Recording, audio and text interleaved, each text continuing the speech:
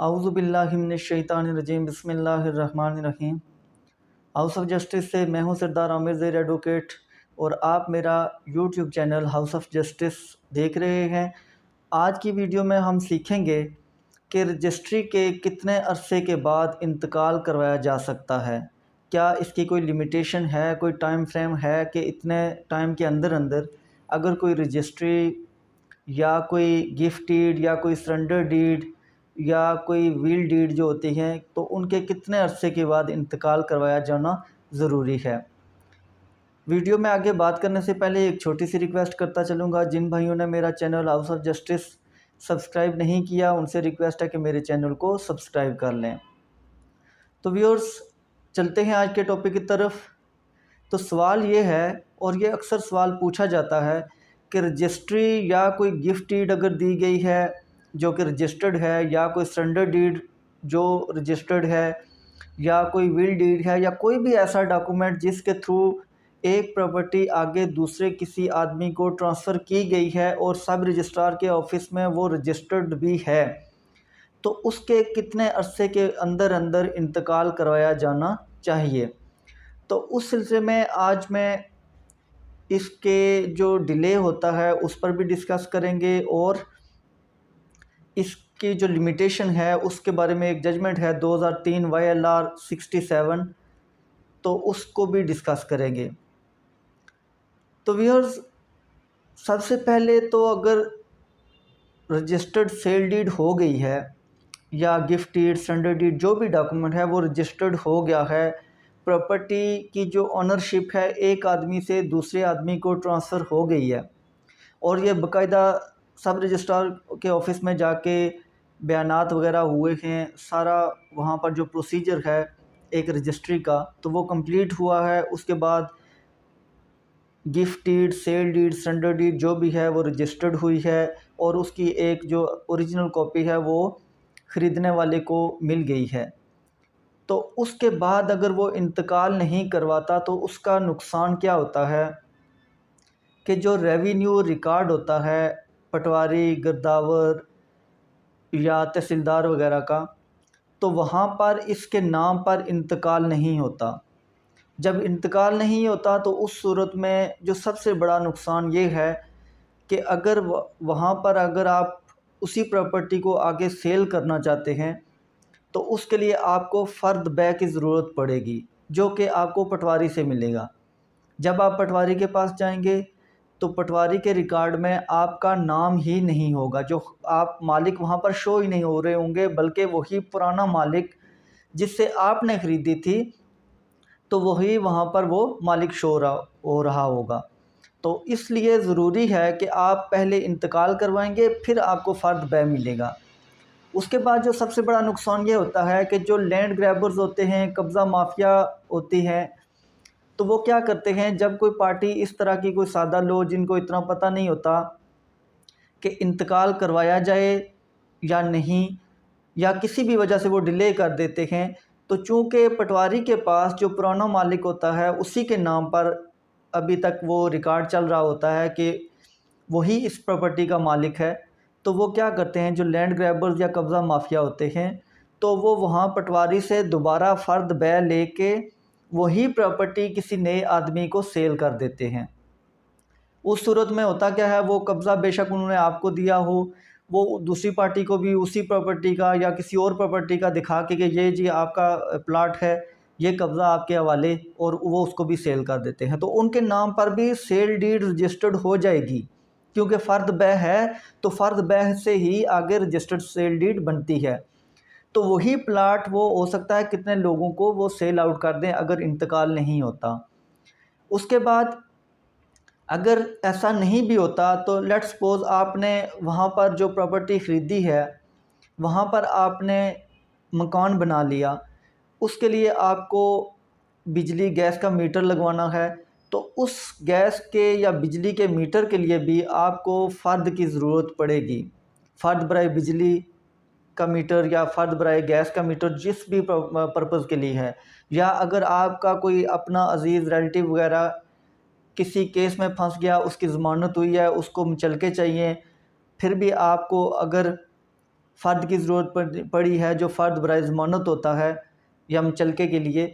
तो उस सूरत में भी आपको वो फ़र्द जारी नहीं हो सकेगा, क्योंकि वो प्रॉपर्टी पटवारी के पास आपके नाम ट्रांसफ़र नहीं हुई है। तो लिहाजा जैसे ही अपनी प्रॉपर्टी आप कोई भी ख़रीदते हैं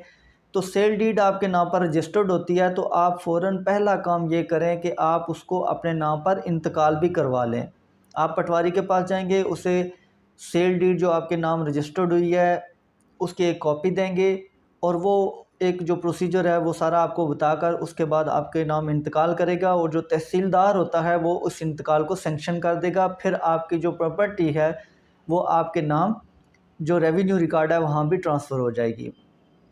अब एक बहुत ही इंटरेस्टिंग जजमेंट है 2003 YLR 67, 2003 YLR 67। इसमें हुआ यह है कि एक प्रॉपर्टी ख़रीदी गई थी, अब्दुल सत्तार नाम के आदमी ने ख़रीदी है 21/6/1947 को, लेकिन अब्दुल सत्तार साहब ने उसका इंतकाल अपने नाम पर नहीं करवाया। उनके नाम पर सेल डीड रजिस्टर्ड हो गई 1947 में, 21/6/1947 को,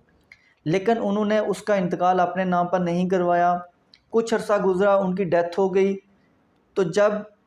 उनके लीगल एयर्स इस प्रॉपर्टी को अपने नाम उसका इंतकाल करवाने गए तो पता चला तो कि ये तो अब्दुल सत्तार साहब के नाम इंतकाल ही नहीं हुआ है। रजिस्ट्री उन्होंने दिखाई वहाँ पर, लेकिन उनका इंतकाल नहीं हुआ था। उसके बाद उन्होंने क्या किया कि उन्होंने जो लीगल एयर्स हैं उन्होंने इंतकाल के लिए अप्लाई किया, वो इंतकाल हो गया। जैसे ही इंतकाल हुआ तो 1990 में 1990 में जो दूसरी एग्रीव पार्टी थी जिससे ये प्रॉपर्टी ख़रीदी गई थी, तो उन्होंने इसको चैलेंज कर दिया। ये जो इंतकाल अब लीगल एयर्स के नाम पर हुआ तो इसको उन्होंने चैलेंज कर दिया रेवेन्यू कोर्ट में, कलेक्टर साहब के पास। जब कलेक्टर साहब के पास ये चैलेंज किया गया तो कलेक्टर साहब ने इस पर आर्डर कर दिया कि ये जो इंतकाल अब जाकर हुआ है, 1947 में प्रॉपर्टी ख़रीदी गई, 1990 में इंतकाल हो रहा है, तो उन्होंने आर्डर कर दिया कि इस इंतकाल को कैंसिल कर दिया जाए। अब जो अब्दुल सत्तार साहब के लीगल एयर्स थे उन्होंने इसी आर्डर के ख़िलाफ़ आगे अपील करने के बजाय, रेवेन्यू कोर्ट्स जो हैं उधर अपील करने के बजाय सिविल कोर्ट में जाके एक दावा फ़ाइल कर दिया, और दावे में ये प्रेयर ली कि ये जो कलेक्टर साहब का आर्डर है इसको सेट असाइड किया जाए, मनसूख किया जाए, कैंसिल किया जाए। लेकिन ये केस तकरीबन 1 साल चला तो सिविल कोर्ट ने ये दावा खारिज कर दिया। जब ये दावा खारिज हो गया तो अब्दुल सत्तार साहब के लीगल एयर्स आगे एडिशनल डिस्ट्रिक्ट जज साहब के पास उन्होंने इसकी अपील फ़ाइल कर दी। वो अपील भी खारिज हो गई। तो उसके बाद इन्होंने एक निगरानी फ़ाइल की, सिविल निगरानी जो फ़ाइल की वो हाई कोर्ट में फ़ाइल की। जब ये सिविल रिवीजन हाई कोर्ट में फ़ाइल की गई तो वहाँ पर हाई कोर्ट ने जो अपनी जजमेंट दी तो उसमें जो कलेक्टर साहब का आर्डर था कि ये जो इंतकाल अब्दुल सत्तार साहब और उनके लीगल एयर्स के नाम हुआ है तो उसको कैंसिल करार दिया गया था। तो हाई कोर्ट ने वो आर्डर मनसूख कर दिया और उसमें एक डिटेल जजमेंट जो दी गई तो उसमें कहा गया कि जो अब्दुल सत्तार साहब हैं उन्होंने 21/6/1947 को ये प्रॉपर्टी ख़रीदी। तब से लेकर आज तक किसी भी फोरम पर इस रजिस्टर्ड सेल डीड को कैंसिल करने के लिए कोई दावा फ़ाइल नहीं किया गया या कोई ऑब्जेक्शन नहीं ली गई कि ये गलत थी, ये गैर कानूनी है और ऐसी कोई सेल डीड रजिस्टर्ड नहीं है। लिहाजा ये जो सेल डीड है ये एडमिटेड है। जो एडमिटेड डॉक्यूमेंट होता है तो फिर वो खुद मनसूख नहीं होता। सेकेंडली जो इस प्रॉपर्टी का कब्ज़ा था वो भी 1947 से लेके 21/6/1947 से लेके अब तक, जब ये हाई कोर्ट से केस डिसाइड हुआ तब तक वो अब्दुल सत्तार साहब और उनके जो लीगल एयर्स थे उनके कब्ज़े में ही था। ये जो प्लाट था वो कब्ज़ा उनके पास ही था। तो लिहाजा ऐसी कोई वजह नहीं है कि उनके लीगल एयर्स के नाम जो इंतकाल हुआ है उसको कैंसिल किया जाए। उसके बाद आगे हाई कोर्ट में मज़ीद लिखा गया, इस जजमेंट में मज़ीद लिखा गया कि ये काम जो सब रजिस्ट्रार का अमला है उसका है कि जब भी कोई सेल डीड रजिस्टर्ड होती है तो सब रजिस्ट्रार के अमले का ये काम है कि उसकी एक कॉपी मुतलका पटवारी को, जो हल्का पटवारी होता है, वहाँ भेजी जाए, ताकि जो पटवारी है वो रेवेन्यू रिकॉर्ड में ख़ुद ब खुद इसका इंतकाल कर सके। इसके लिए ज़रूरी नहीं है कि जो ख़रीदने वाला है या जिसको प्रॉपर्टी गिफ्ट की गई है या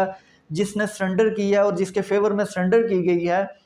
तो उसका काम नहीं है कि वो जाके पटवारी को इसकी कॉपी दे और वो आगे उसका इंतकाल करवाएं, बल्कि ये सब रजिस्ट्रार के अमले की ज़िम्मेदारी है कि वहाँ से एक रजिस्टर्ड सेल डीड या गिफ्ट डीड, सरेंडर डीड, जो भी है रजिस्टर्ड डॉक्यूमेंट, तो उसकी कॉपी ख़ुद ब खुद वहाँ से भिजवाई जाए,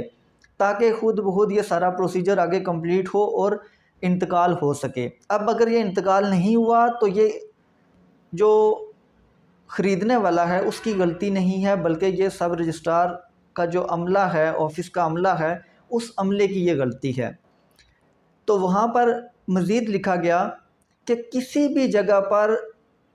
इंतकाल के लिए कोई टाइम फ्रेम नहीं दिया गया कि आप कितने अरसे के अंदर अंदर इंतकाल करवाएं, और इसकी कोई लिमिटेशन किसी भी डॉक्यूमेंट में, किसी भी वो कानून की जो बुक्स हैं, किसी भी जगह पर ये मेंशन नहीं है कि इसकी लिमिटेशन कितनी है। लिहाजा ये जितने भी अरसे के बाद ये इंतकाल हुआ है, ये टाइम बार्ड नहीं है, ये इंतकाल दुरुस्त है। और उसके बाद ये अपील सिविल जो रिवीजन थी हाई कोर्ट में, अब्दुल सत्तार साहब के लीगल हेयर्स की, वो एडमिट हुई और हाई कोर्ट ने कलेक्टर साहब का आर्डर, जो उन्होंने कहा था कि इनके नाम पर जो इंतकाल अब हो रहा है 1990 में जाके, तो उसे कैंसिल करने का हुक्म दिया था, तो हाई कोर्ट ने उसको सेटिसाइड किया और उनके नाम जो इंतकाल हुआ था उसे बहाल रखा गया। लिहाजा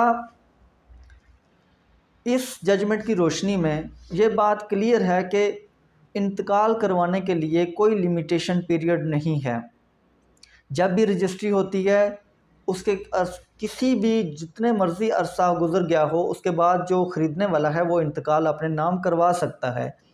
लेकिन जो दूसरी उसे नुकसानात हो सकते हैं, वो वीडियो के शुरू में मैंने डिस्कस किए थे कि जैसे अगर कोई लैंड ग्रैबर्स हैं, तो जब उनके नाम पर ही हल्का पटवारी के पास रिकॉर्ड चल रहा होगा, तो वो वहाँ से फ़र्द वगैरह लेके उसी प्रॉपर्टी को बार बार बेचेंगे और उसका मुख्तलिफ़ प्लाट्स के कब्ज़े, वो मुख्तलिफ़ लोगों के प्लाट दिखा के उसका कब्ज़ा लोगों के हवाले करके वो आपको नुकसान पहुँचाएँगे। तो लिहाजा बेहतर तरीका यही है कि जैसे ही सेल डीड,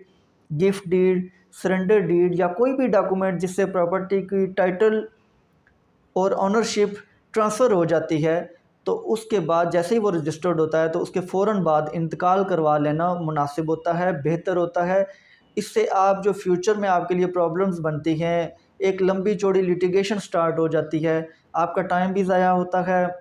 आपका पैसा भी ज़ाया होता है, मेंटली टॉर्चर भी होते हैं। तो उससे बेहतर है कि आप फ़ौरन रजिस्ट्री होने के बाद इस प्रॉपर्टी को अपने नाम पर इसकी म्यूटेशन करवा लें, इसका इंतकाल करवा लें, ताकि आप फ्यूचर में इतनी बड़ी जो आपको एक लंबी चौड़ी लिटिगेशन का सामना करना पड़ेगा, इतने ज़्यादा एक्सपेंडिचर्स आपके होंगे, ख़र्चे होंगे, तो उससे बेहतर है कि आप फ़ौरन ये काम टाइम से कर दें। इसी के साथ इजाज़त चाहूँगा। उम्मीद है आज की वीडियो आपको पसंद आई होगी। अगर वीडियो पसंद आई है तो इसको दोस्तों के साथ भी शेयर कर दीजिए और अपनी दुआओं में मुझे भी याद रखिएगा। इसी के साथ इजाज़त चाहूँगा। फ़ी अमानिल्लाह।